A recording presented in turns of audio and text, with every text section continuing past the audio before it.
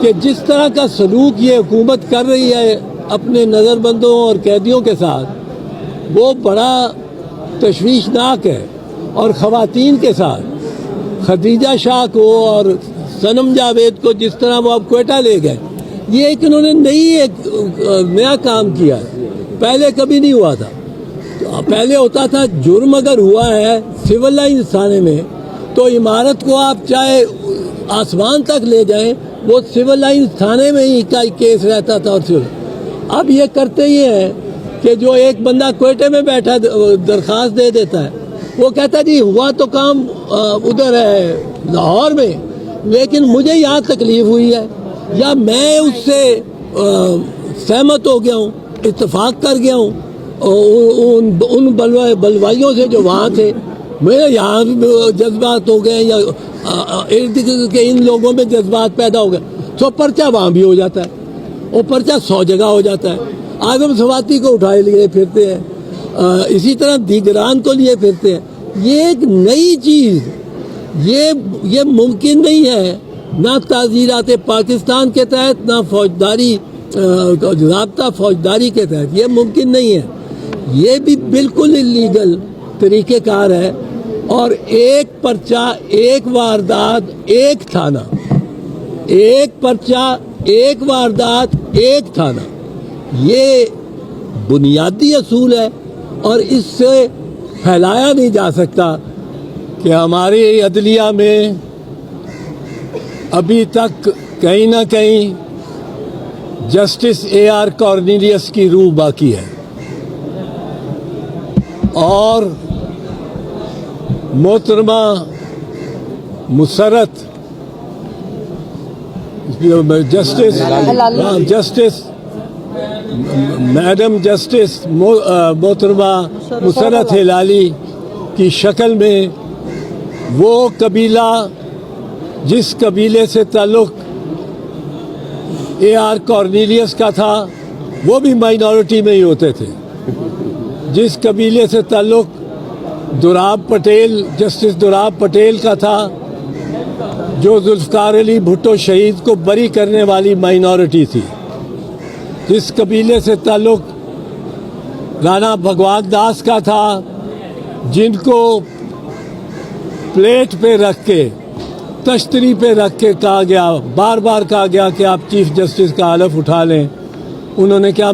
میں حلف نہیں اٹھا سکتا چیف جسٹس کا، کیونکہ افتخار محمد چودھری کو آپ نے معزول کیا ہوا ہے، پر ابھی تک وہ موجود ہیں، زندہ ہیں، میں حلف نہیں اٹھاؤں گا۔ اور وہ قبیلہ جس میں فخر الدین جی ابراہیم جیسے جج تھے، وہ کارنیلیس والا قبیلہ، وہ آج محترمہ مسرت ہلالی کے شکل میں کی صورت سے وہ زندہ ہے، اور انہوں نے اپنے اقلیتی ججمنٹ سے یہ ہمیں پیغام دیا ہے کہ حوصلہ ہارنے کی بات نہیں ہے۔ جہاں کارنیلیس والے بیٹھے ہیں وہ ڈٹ کے اور جم کے بیٹھے ہیں، اور جو ان کے سے منحرف ہونا چاہتے ہیں اس روایت سے وہ اپنی ذمہ داری اپنے معاملات کی خود ہی لے سکتے ہیں۔ جو قانون جس طرح کھوسا صاحب بتا کے گئے ہیں، اس کے عدالتوں کے قانون کو 5 ججوں نے سپریم کورٹ نے معطل کیا ہوا تھا۔ اب 6 سپریم کورٹ کے ججز کا بینچ بنا کے 5-1 سے انہوں نے اس کو وہ معطلی کو ختم کر دیا۔ اب جب معطلی کو ختم کیا ہے تو اس کے بعد حقیقت میں یہ اس قسم کا بینچ نہیں ہے کہ ہائی کورٹ سے اپیل گئی ہو سپریم کورٹ، تو سپریم کورٹ کے 3 جج بھی ہائی کورٹ کے 6-7 ججوں کے بینچ کو پر حاوی آتے ہیں، ان کی ججمنٹ پر۔ یہاں سپریم کورٹ کے ہی جج صاحبان ہیں، اور یہ تنازع چھیڑا ہی انہوں نے تھا جو کارنیلیس کی روایت سے نہیں تھے کہ یہ 5 ممبر بینچ نے 3-2 سے فیصلہ نہیں کیا، یہ 7 ممبر بینچ کا 4-3 سے فیصلہ اس کے مخالف ہونا چاہیے تھا. اگر وہ 4-3 اور 3-2 کا معاملہ وہ اس وقت یہ تھا کہ سب جج برابر ہیں، تو اگر آج سب جج برابر ہوں وہی لیا جائے، تو یہ 6-3، 5 اوریجنل ججز اور 6ٹھی محترمہ مسرت ہلالی صاحبہ، یہ 6-5 کے فیصلے سے وہ عدالتیں معطل رہنی چاہیے اور ان کے پہ کوئی کارروائی نہیں ہونی چاہیے.